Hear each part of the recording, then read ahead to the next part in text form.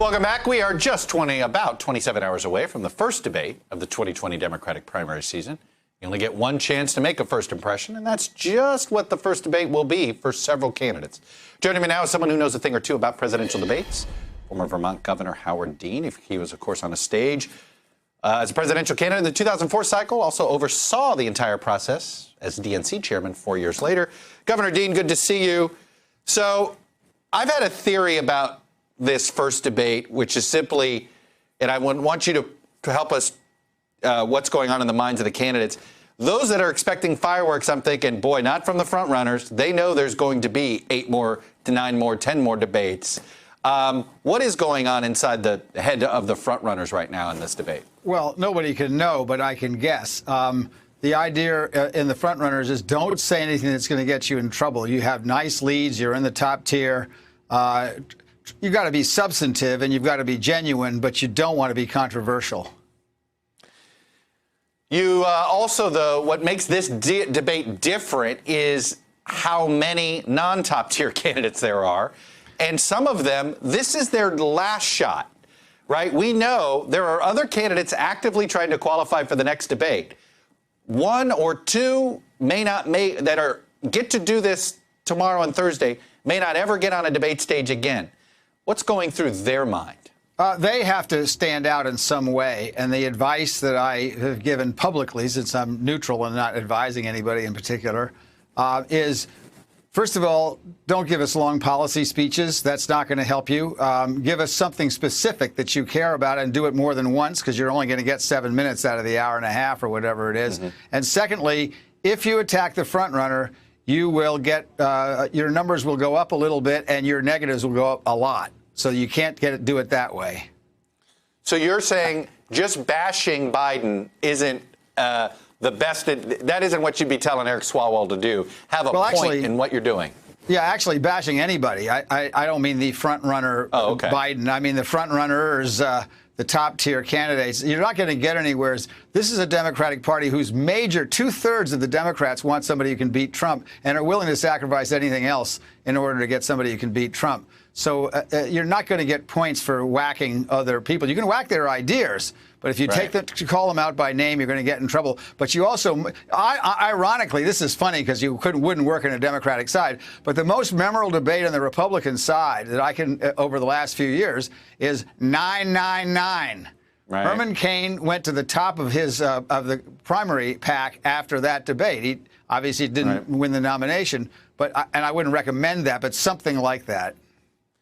I'm curious, do you see parallels in your primary in 2004 versus what we're seeing now? And I say it this way, you were the insurgent, you were the outsider going, you got to take it to Bush, you got to go at him. You had others in the establishment going, no, you need somebody with the proper resume. John Kerry has the proper resume. Do you see something similar here between Biden and, say, the insurgents in this field?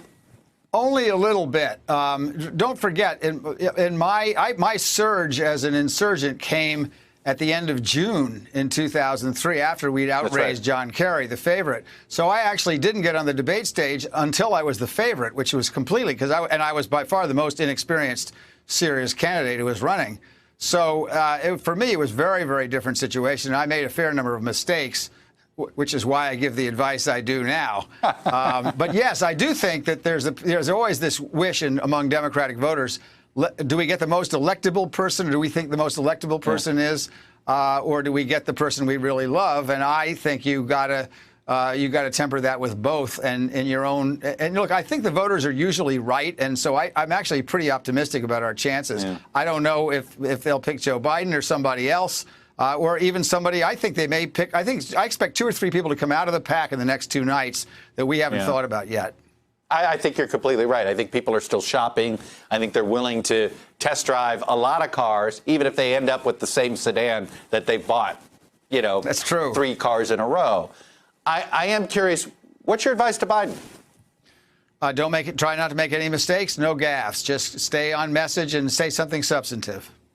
Does he need to do a little bit of risk? Does he need to show something that he hasn't shown yet? Or do you think he's got to stay being who he, there's going to be some people that say you got to reach out to this group or you got to reach out to that group. And there's going to be others that are going to tell him, look, Your whole candidacy is based on this premise of people want a timeout. So play into the timeout.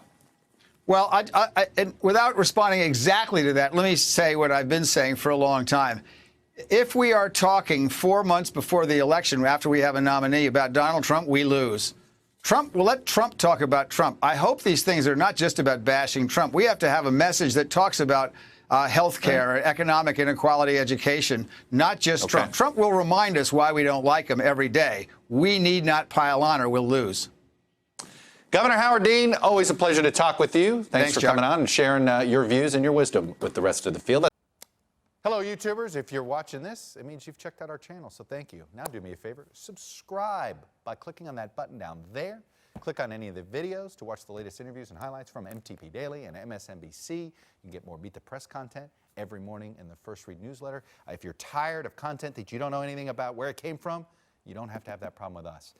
NBC News, MSNBC, MTP, and the Meet the Press mindset right here for you on YouTube. Subscribe now.